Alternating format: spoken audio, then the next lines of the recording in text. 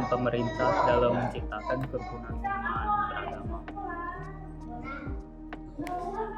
Peran institusi keagamaan agar menjadi pusat kemajuan. Supaya kita, apa tadi pertanyaannya? Apa saran Anda bagi Menteri Agama dan pemerintah dalam menciptakan kerukunan umat beragama?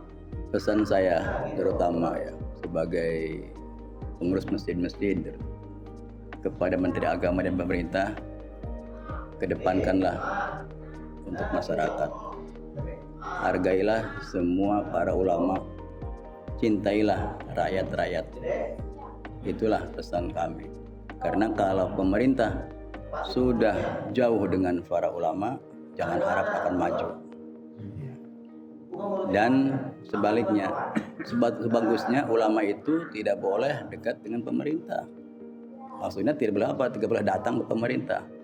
Karena dalam keterangan, sebaik-baiknya umaro datang ke ulama. Dan sejelek-jeleknya ulama datang ke umaro. Mafhum ala mantuknya, kalau umaro datang ke ulama pasti minta apa? Pemerintah datang ke ulama minta apa coba? Nasihat. Minta nasihat, minta doa, minta ujangan. Itu ya. Bagaimana ke depannya. Tapi kalau ulama datang ke umaro mau apa coba? Satu minta uang, dua pasti minta pangkat dan jabatan. Makanya kalau orang ulama datang ke umaro, itu ulama paling jelek.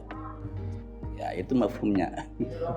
Kesaran saya umaro dan para menteri agama datanglah ke para ulama, rangkul para ulama, cintai para masyarakat semua untuk kemajuan negara.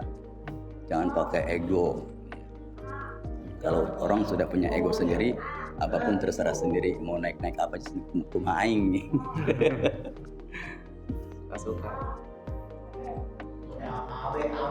Masih ada.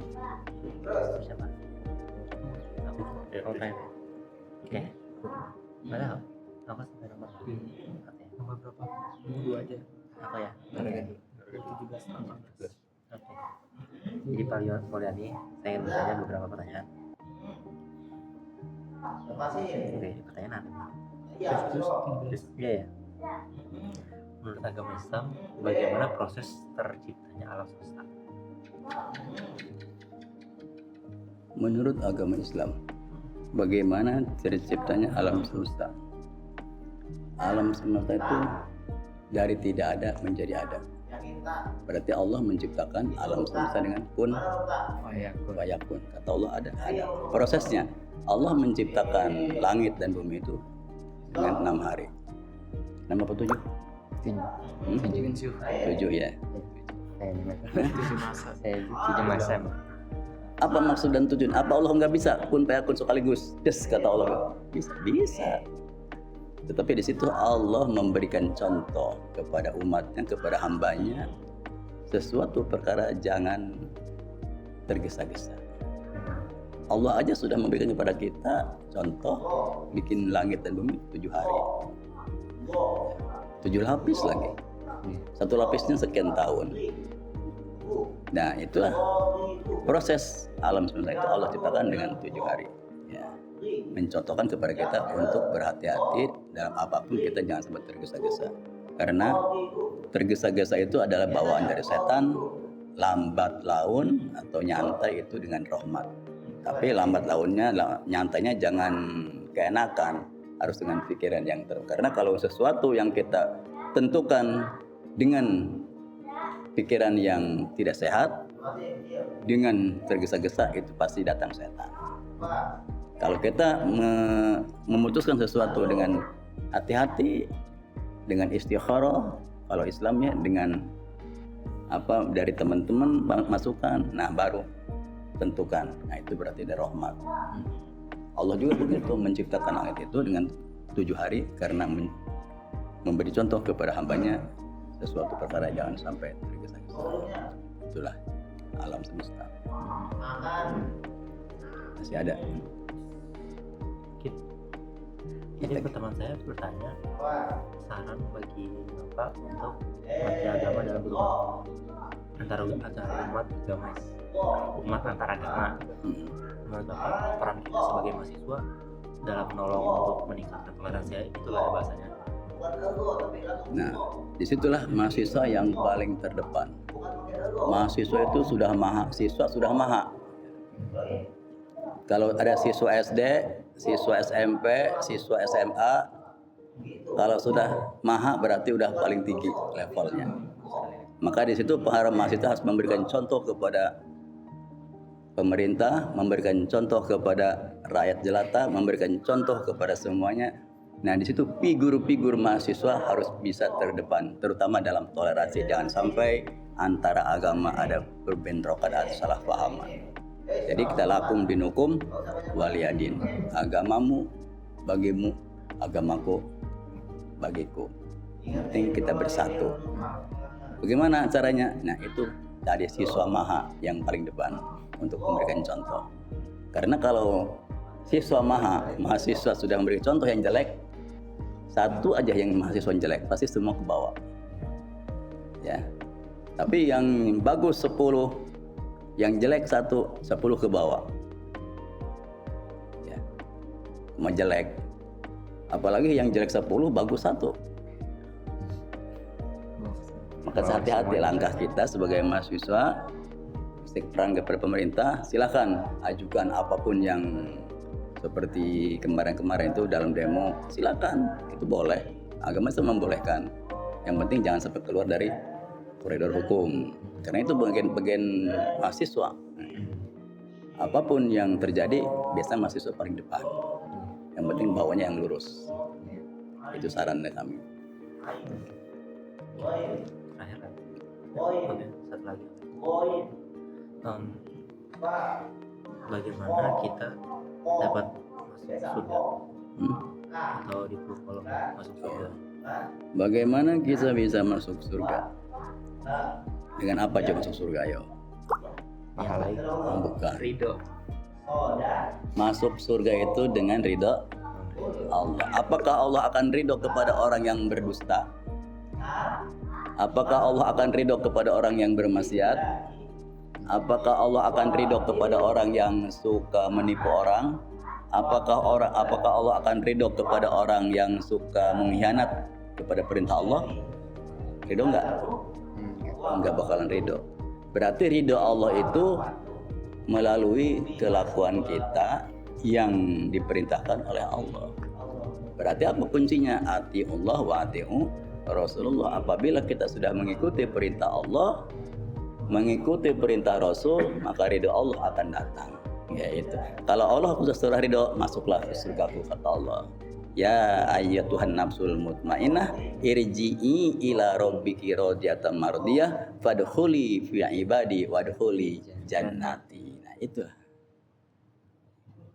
Malaikat ridwan, malaikat apa yang di surga, yang di neraka? Malik. Panas enggak kata malaikat? Enggak, malaikat kalau panas nggak jaga. Karena apa? Karena itu sudah ada rahmat Allah. Ya, walaupun dia jaga di pintu neraka, nggak ada panas. Karena sudah ada ridho Allah, perintah Allah. Sama kita juga. Kalau orang sudah ridho Allah, silahkan pintu yang mana kamu buka. Mau pintu duha, mau pintu sedekah, mau pintu Al-Quran, mau pintu semua. Silahkan pilih. Kalau orang sudah ridho. Ya. Masih? Ini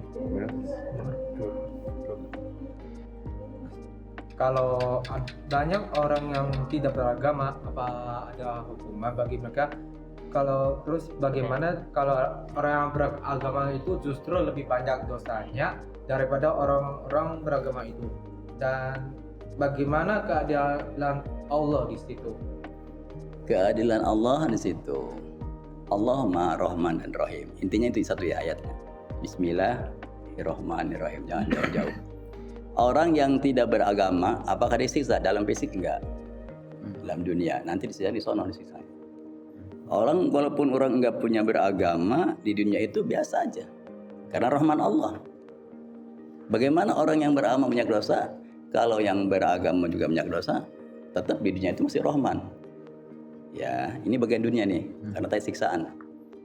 Yang beragama, yang tidak beragama, yang iman maupun yang tidak beriman, Allah kasih keridhaan, kemurahan Allah, Rahman.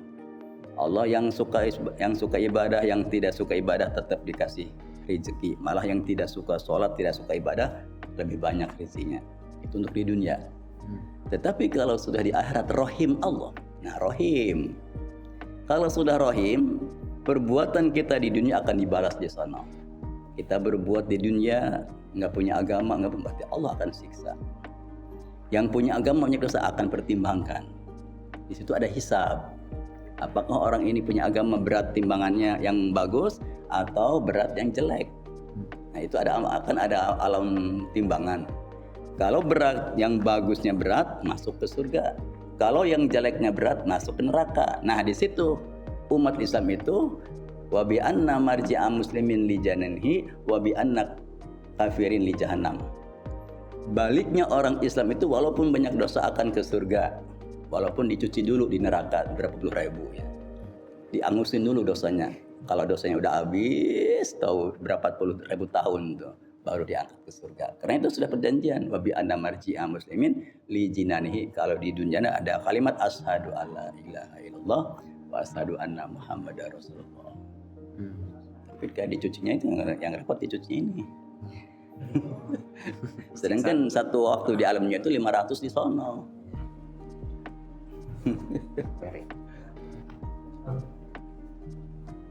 Kalau asal mula manusia, kalau menurut Bapak ini bagaimana dalam Islam? Kalau dalam Islam, Manusia itu Allah ciptakan asalnya Nabi Adam.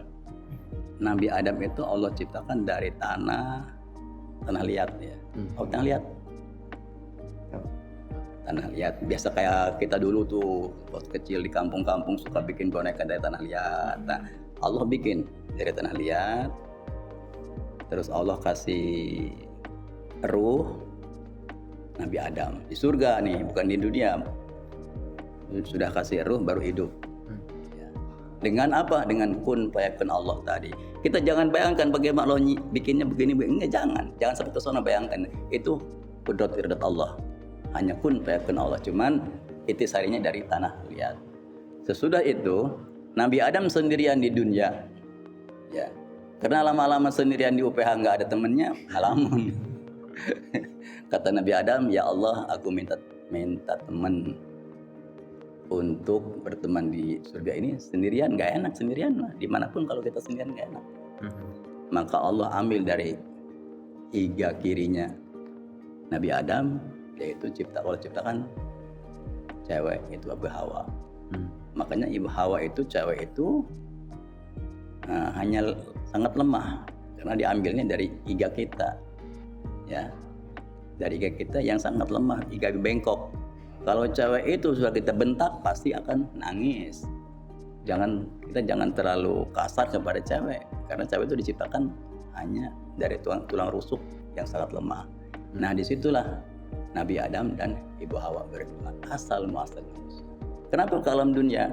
Karena Nabi Adam itu di surga dia berbuat dosa. Kata Allah, jangan engkau deketin buah kuldi. Jangan engkau makan buah kuldi. Karena iblis selalu menggoda. Iblis itu kalau di UPH itu sebagai dosennya para malaikat, iblis. Iya. Iblis itu dosennya para malaikat. Karena iblis itu iri dengan Nabi Adam, maka Adam diganggu. Wahai Adam, silakan sekarang Allah sudah membolehkan kamu makan kuldi. Adam kuat karena laki-laki kuat, gimana biasa enggak goyah. Kalau sudah perintah A, udah. Bagaimana? Iblis datang ke Hawa, goda Hawa, bahwa Allah sekarang sudah membolehkan makan kuldi. Sekarang itu buah sangat enak, kata iblis. Nah, namanya cewek kalau sudah dikasih, wah perangsang udah kasih masukan yang mengenakan, langsung nangis kepada Nabi Adam. Adam walaupun dia kuat imannya Nabi Adam, kalau udah digoda sama istri mah kalah. Sama kayak cowok-cowok sekarang. Sebagaimana kuatnya kalau ceweknya udah menggoda mah nggak bakalan, nggak yakin. Nah disitulah mereka baru makan kuldi. Ibu Hawa duluan karena cewek itu paling rebutan paling duluan. Ya, Ibu Hawa duluan, Nabi Adam belakangan datang. Ayat Al-Quran, Allah memerintahkan, sekarang kamu sudah melanggar hukum saya, kata Allah, sekarang turun ke alam dunia. Nah, maka dari surga itu pakaiannya semua diprosesin semua oleh Allah. Nabi Adam dan Ibu Hawa turun. Nabi Adam turun di Jeddah, Ibu Hawa turun di Jeddah, Nabi Adam turun di India kalau sekarang. Nah, mereka bertemu sekian ratus tahun, 10-40 tahun pengen ketemu. Nah, situ bertemu di Gunung Marwah.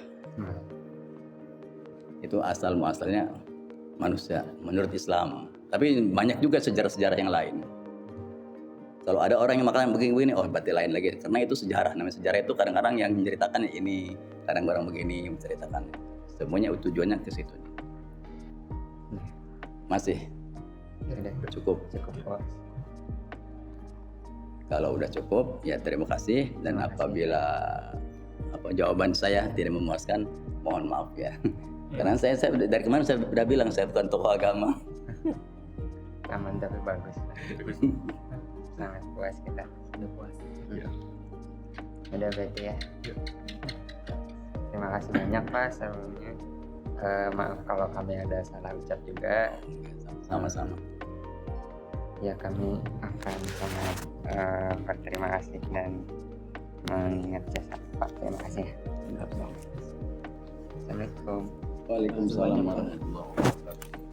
Mohon maaf ya Ya, Mas. kalau tidak memakai pakarnya nih. Ini dari mana?